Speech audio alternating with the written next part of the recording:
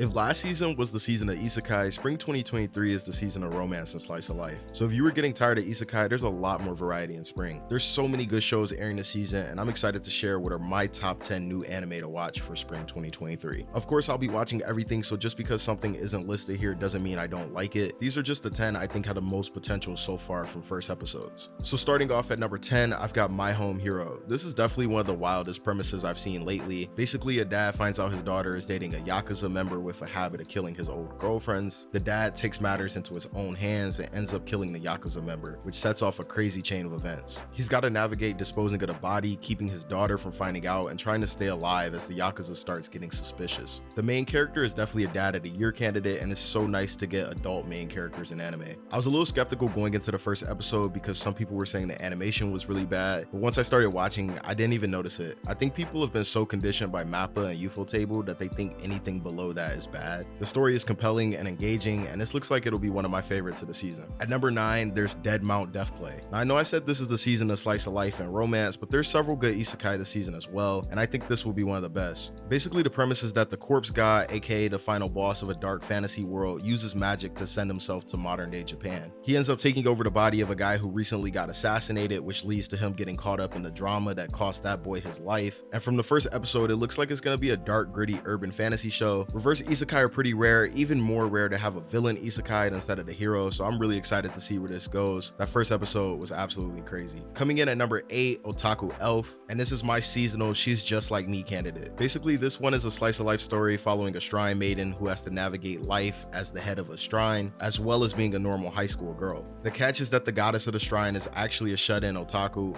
who just wants to play video games all day. And based off the first episode, I could tell this is going to be a slow burner with little to no story progression, but you know what? That's fine. I don't think everything needs to reinvent the wheel these days. A lot of people I feel like have lost the ability to just sit down and watch a cozy anime. Fortunately, I haven't. And the characters, comedy, and setup were very enjoyable to me in the first episode. It's coming from Seed to Seed, who have given us bangers like Majo no Tabi Tabi, Tsukimichi, and the Handyman Isekai from last season, so I have really high expectations for this one. That brings us to number 7, the reason why Raylina ended up at the Duke's Mansion. Now, when I was going through my anime list a couple weeks ago to begin planning for spring, I saw this show and assumed that it would be one of those otome style shows, which we've had a lot of lately. No matter what, it was going to be a no-brainer watch, but once I watched the first episode, I knew that this one was a little different and got pretty excited. For starters, this is actually based on a Korean manhwa, which is cool because lately we seem to be getting more and more Korean adaptations, which is really good. But the premise of the main character Raylina getting isekai'd into a book that she read as opposed to a video game with multiple endings and trying to save her fate was really interesting to me. Unlike in otome games, she's not the main character of the book, and her death is actually just a plot device that really sets off the main story. So there's some unique stakes here that I really want to see play out. It's got gorgeous art from Typhoon Graphics, some